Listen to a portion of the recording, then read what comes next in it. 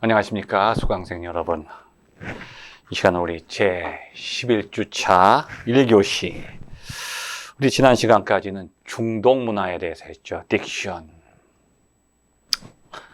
오늘은 제3-5번 동성애와 성문화.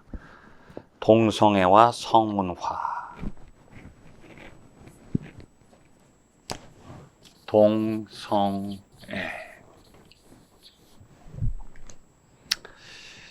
사회적으로 아주 요즘에 뜨거운 이슈가 되고 있죠. 이제 동성애에 관한 법적, 제도적 장치가 이제 국회에서 심의 중에 있고, 이제 앞으로 그런 동성애자들에 대한 사회적인 하여튼 보호 내지는 그런 관련 법규들이 이제 제정될 것입니다. 여기에 대해서 이제 우리 기독교에서는 좀 이제 반대 운동하는 분들도 있고, 또 지지하는 분들도 있어요. 근데 찬성하고 반대한다, 이거를 우리가 너무 자기 입장에서, 아니면 또 자기 입장을 성서적인 배경을 가지고 얘기하게 되는데, 그 성서적인 배경에 대한 깊이 있는 지식을 또 가지고 있는 사람들이 많지 않아요. 그래서 이 동성애라고 하는 것을 과연 우리 기독교적 입장뿐 아니라 일반적 윤리적 입장에, 성윤리적 입장에서 어떻게 받아들여야 하는가. 우리가 그것을 인정하든 거부하든 인류의 역사 이래로 그게 현실이에요. 지금 동성애가 우리 시대에 갑자기 생겨난 게 아니라 아마 선사시대 이전, 성경에도 보면 소돔과 고모라, 그 인류의 역사만큼 오래됐는데, 자, 이제 우리가 그것을 이제 어느 시대나 현실로서 존재를 했는데, 이것을 긍정적으로 볼 때도 있고 부정적으로 볼 때도 있고 관심이 없던 때도 있었는데, 최근에는 이 동성애라는 것이 엄청난 사회적 이슈로 다시 재부각되고 있어요. 그 원인이 뭐냐면 1970년, 80년대에 그 에이즈라고 하는 거. 후천성 면역결핍증이라고 하는 질병인데, 이게 무슨 질병인지는 몰라요. 일단 면역이 떨어지는 거예요. 근데 원인은 알 수 없는데, 주로 동성애자들 사이에서도 많이 발병을 해서, 락 하드슨이라고 하는 유명한 영화배우가 동성애자였는데 에이즈에 걸려서 사망하고, 퀸의 멤버인 프레디 머큐리 또 에이즈에 걸려서 사망하니까, 이게 동성애가 무서운 질병을 유발하는구나, 이런 부정적인 인식 때문에 또 사회적인 이슈가 됐는데, 또 최근에는 인권의 문제, 모든 인간들은 인권을 가지고 있고, 동성애자들이 커밍아웃하는 것도 과거에는 그걸 갖다 터부시하고 부끄러워했는데, 지금은 자유롭게 자신의 성 정체성을 드러내는 시대가 됐잖아요. 오픈하고 개방하는 시대적인 분위기 속에서 이제 어떤 나라든지 다 이제 동성애에 대해서 법적 제도적인 입장을 다 취하고 있는데, 한국은 이제 최근에 동성애를 이제 국회에서 다루고 있는 거죠. 자, 벌써 2003년도에, 벌써 지금부터 17년 전에 저는 감리교 신학대학에서 그 동성애 포럼의 발제자로 그때 한번 참가한 적이 있어요. 제가 발표를 했어요, 논문을. 거기에 보면 청중의 3분의 2가 동성애자였고, 이성애자들도 있었지만, 또 미국에서 테드 제닝스 박사, 시카고 신학교의 교수인데 그 아들이 또 동성애자예요. 또 동성애자들과 함께 그렇게 신부님도 오셨고, 동성애자 로뎀나무 교회, 무슨 교회인가, 로뎀 교회인가, 그 동성애자들만 모아놓고 목회하는 목사님도 오셨어요. 거기서 이제 다양하게 동성애에 대한 자신들의 입장과 이 학문적인 견해를 이제 표현했는데, 그때 제가 발표했는데, 그 발표한 이후로 신문에 크게 났어요. 제가 홍순원 교수가 동성애를 거의 제가 인정하는 것처럼 그렇게 기자가 썼는 것 같은데, 지금도 아마 인터넷상에 동성애 치면 제 이름이 이제 돌아다닐 거예요. 그 내용을 제가 자세하게 다시 다 설명하기엔 너무 시간이 부족하고, 제가 동성애에 대해서 논문을 쓴 한국에 몇 명 안 되는 신학자 중에 한 사람입니다. 동성애에 대한 문화윤리적 연구라고 하는 책을 썼어요. 아마 논문이죠. 그 논문 한번 여러분 참고해 보시면 동성에 대한 여러분의 입장을 표현하는 데 아주 큰 도움 될 거예요. 동성에 대한 기초적인 지식. 내가 어느 정도 그것에 대해서 알고서 찬성과 반대를 하는 것은 괜찮은데 전혀 모르고 내가 싫으니까 반대한다. 이거는 설득력이 없잖아요. 내가 모른다든지 싫어서 반대한다. 아니면 무관심하다. 이런 입장을 제시하면 상대방에게 설득력이 떨어지기 때문에 여러분이 이제 동성에 대한 하나의 기본적인 또는 신학적, 성서적 지식을 이 시간 꼭 갖추시기를 바랍니다. 자, 동성애를 알기 전에 먼저 우리가 알아야 될 것은 성문화. 성에 대해서 알아야 돼요. 성. 이 성에 대한 지식을 가져야 동성애, 이게 왜냐면 동성애는 인간의 성적인 성향이기 때문에 성윤리의 한 부분이죠. 성윤리의 한 부분. 자, 인간의 성. 여러분, 그 인간의 성이라고 할 때 그 포인트를 여러분 어디다 두십니까? 인간의 성일까요? 인간의 성일까요? 포인트가 성이 될 때는 그냥 성이라고 하는 것 속에 모든 생물체들, 인간뿐 아니라 동물의 성까지도 그 안에 포함되게 되죠. 근데 인간의 포인트를 두게 되면, 이게 중심이 되면 전혀 다른 의미를 갖게 돼요. 자, 한번 제가 동성에 대한 설명 이전에 성에 대한 성이란 무엇인가? 이게 인간이에요, 인간. 동물이죠. 인간뿐 아니라 동물에게도 성이 있어요. 근데 그 성을 육체적으로 볼 때는, 생물학적으로 볼 때는 동물도 성을 가지고 있어요. 그런데 여러분 중요한 것은 동물들은 자기 자신이 동물인 걸 몰라요. 강아지는 자기가 강아지인 것을 몰라요. 더군다나 나무는 자기가 나무인 걸 모르죠. 근데 인간이라고 하는 존재는요, 자기가 누구인지를 알아요. 자기가 인간이라는 것을 알아요. 이게 자의식이 있어요. 이게 뭐냐면 정체성이 있다는 거예요. 동물들은 성은 가지고 있는데 정체성은 없어요. 이게 아주 중요합니다. 정체성. Sexual identity. 나에 대해서 인식한다는 거. 그 동물은 생물학적으로 볼 땐 암수. 인간도 동물이라면 암수. 이것은 생물학적인 육체적인 성을 말하는데 이걸 가지고 인간의 성을 알 수는 없어요. 그래서 지금까지 성교육이 잘못된 방향으로 나간 이유가 인간이 가지고 있는 어떤 생물학적인 성의 기능들에 대해서만은 설명하니까 성교육이 3000% 빠지죠. 성교육을 받아도요, 성에 대해서 전혀 모른다는 거예요. 산부인과 의사, 비뇨기과 의사가 나와가지고 구성애 박사와 함께 성교육, 성강의를 하는데 그건 뭐 인간으로서 타고난 육체적인 성이 어떻게 발현되고 어떤 때 사춘기가 있고 이게 뭐 피임을 어떻게 하고 뭐 이런 거는 아주 부분적인 거예요. 인간의 성은 그것뿐이 아니라 성 정체성을 통해서 형성되기 때문에 보이는 육체적 차원을 넘어서 보이지 않는 차원이 존재한다는 거죠.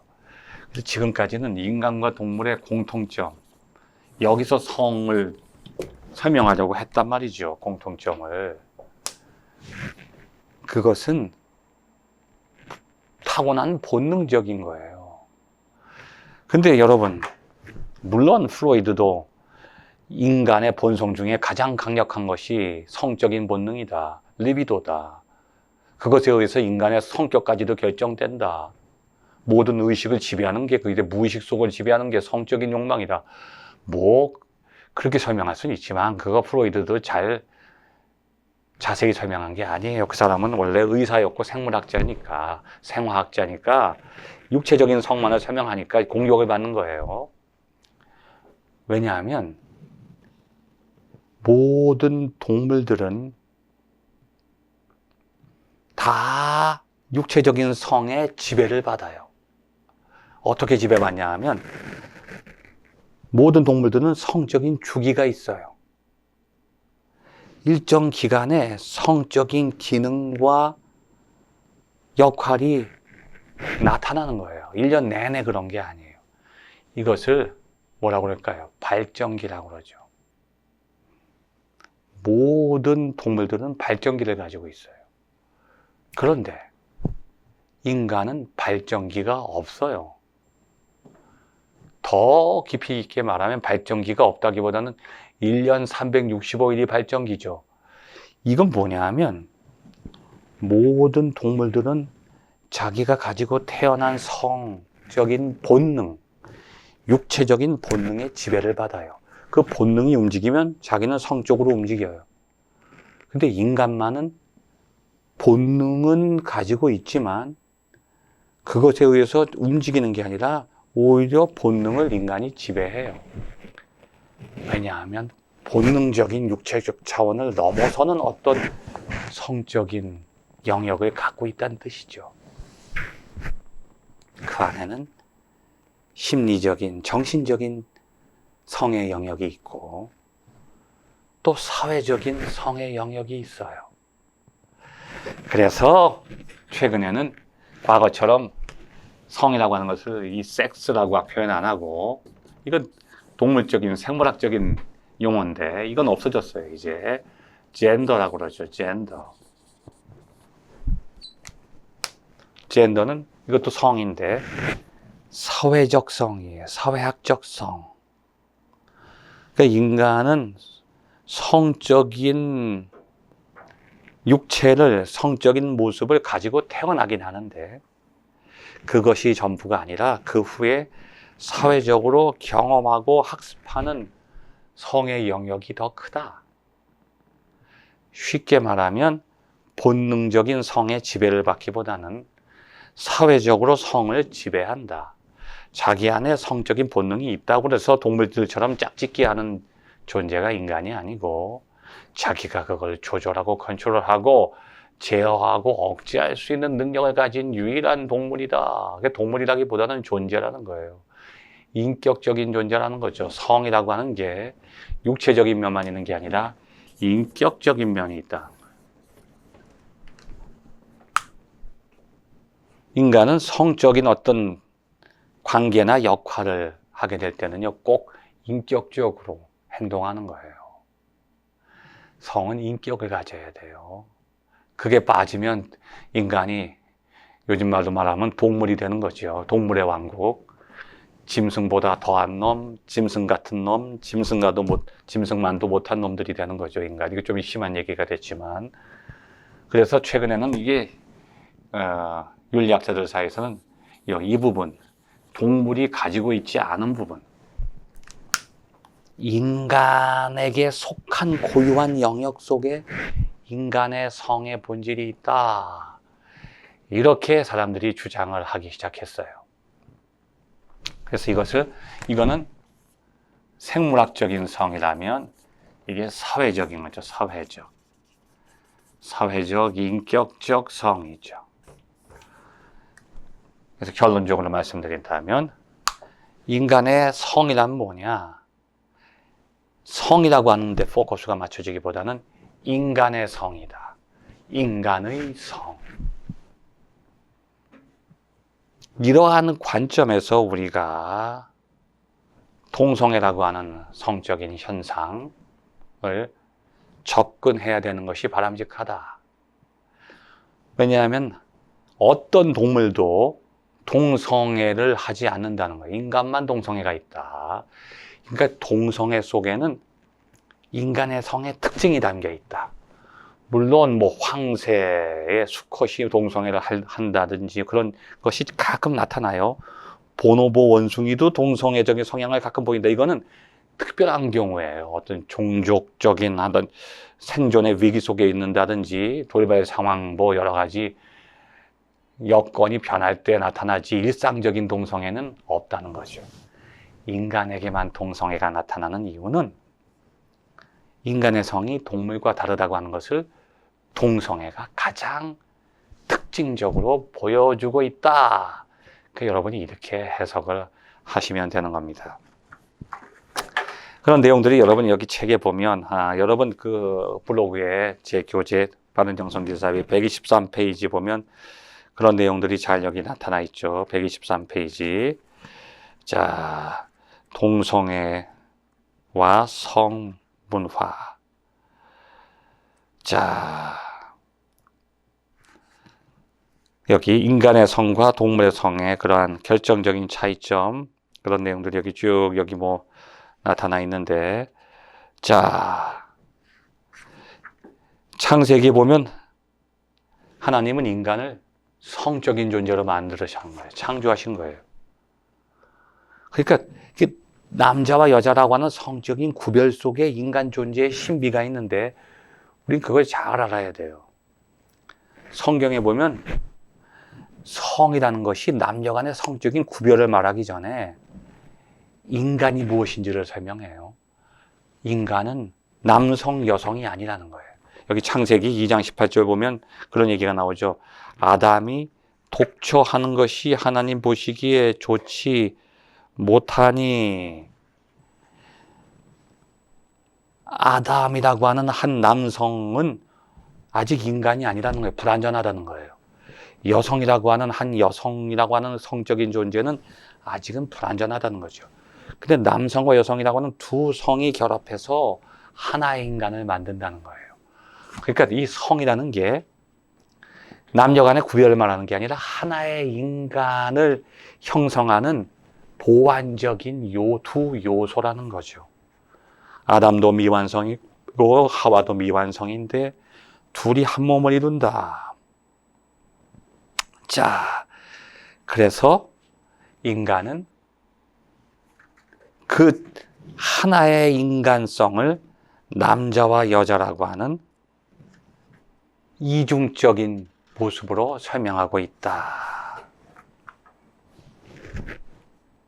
그래서 성서적인 입장에서 동성애는 인간의 성의 본질을 왜곡시키는 거죠.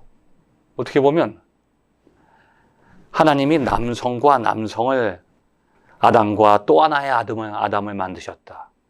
하와와 또 하나의 하와를 만드셨다. 그러면 우리가 신학적으로 성서적으로 동성애에 대해서 전혀 언급할 필요가 없어요. 근데 우리가 확실히 동성애를 설명할 때 제일 먼저 출발해야 되는 출발점이 뭐냐? 창조를 통해서 봐요. 인간 존재의 기원, 어떻게 만들어졌고, 인간은 어떠한 방향으로 나가야 되는가? 목적, 인간의 목적은 남자와 여자라고 하는 이중적 존재로 만들어졌고, 그 둘이 결합해서 한 몸을 이룰 때 이게 육체적인 모습이 아니에요. 하나의 인간성을 형성하는 것이 창조의 섭리다. 그렇게 말한다면 우리는 동성애는 무엇인지 모르지만 태초에 하나님께서 창조하신 창조의 섭리는 아니다. 이것은 우리가 이성애자들 향해서도 말할 수 있지만 동성애자들 향해서도 반드시 증언해야 되는 성서적인 메시지예요.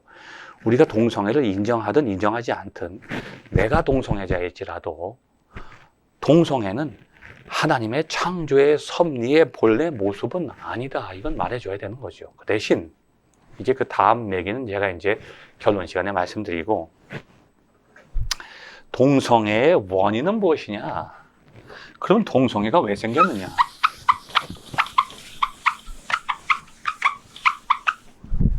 성서적으로 볼 땐 하나님이 동성애를 만드신 건 아닙니다.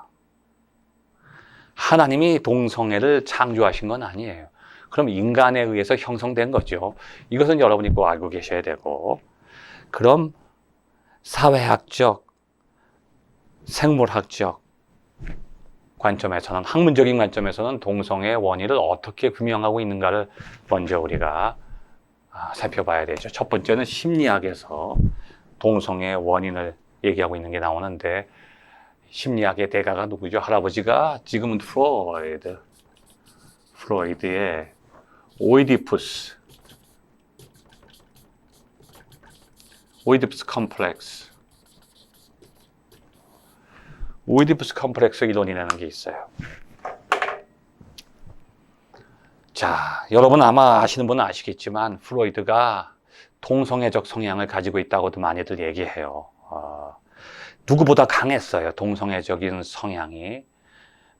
근데 그 원인을 프로이드가 자기가 나는 왜 이렇게 동성애적인 성향을 가지고 있을까 고민을 많이 했는데, 많은 사람들이 자기가 가지고 있는 육체적, 정신적인 약점들을 너무 그거 가지고 슬퍼하고 부정적으로, 그것 때문에 절망하는 사람들이 많이 있는데, 여러분 그러한 부정적 사고는 이 시간 버리시기 바라요. 저도 제 자신이 불완전한 걸 느껴요. 육체적으로도 불완전하지만 정신적으로도 불완전해요. 어떤 인간도 완전한 인간은 없는데, 자신의 그 약점을 부정적으로 생각하지 말고 긍정적으로 승화시키는 것이 진짜 위대한 거죠.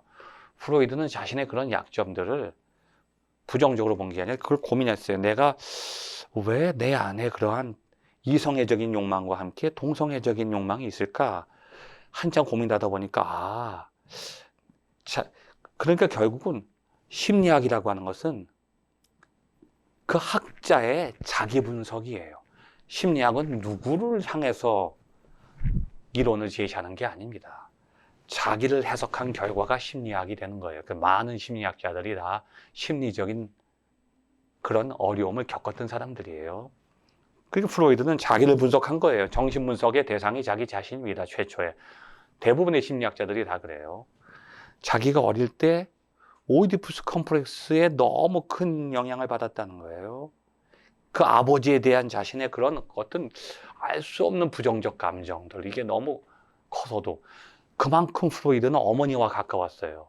그 어머니를 진짜 이성처럼 사랑할 정도로 어머니와 친밀한 관계를 가졌는데, 그것이 오히려 아버지와 관계를 많이 멀리 단절시키는 결과를 초래했던 거예요.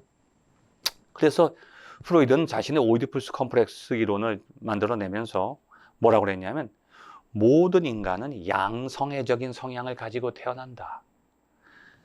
누구나. 그런데 그 유아기 때, 특히 5세 이전의 기간까지 오이디푸스 컴플렉스를 누구나 다 거치게 되는데, 오이디푸스 컴플렉스를 잘 통과하고 극복해 나가면 그 사람은 정상적인 이성애자가 되고, 오이디푸스 컴플렉스를 잘 극복하지 못하고 거기에 치명적으로 큰 영향을 받게 되면, 그 속에서 갈등을 일으키게 되면 그 사람은 동성애자가 된다.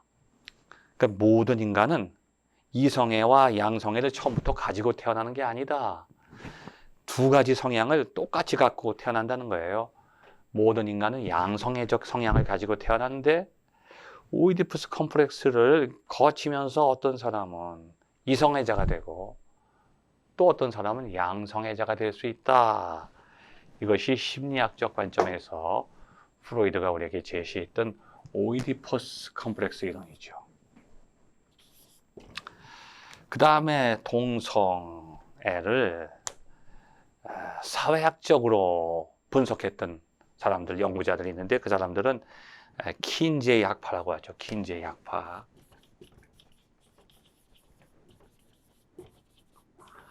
이 킨제이 학파에서는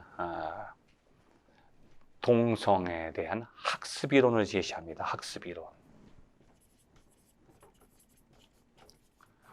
여러분 아마 시험 문제, 아마 학기말고사에서 아마 만나시기 좋을 겁니다. 아마 만나게 되실 겁니다.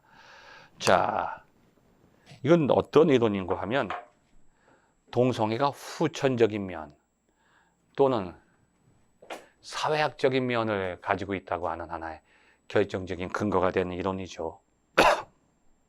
아마 여러분들 어릴 때부터 태어나서 이제 성장하시면서 누구나 겪게 되는 내용인데, 이 구체적인 내용에 대해서는 우리 제2차 시에 여러분에게 자세하게 설명드리기도 하겠습니다.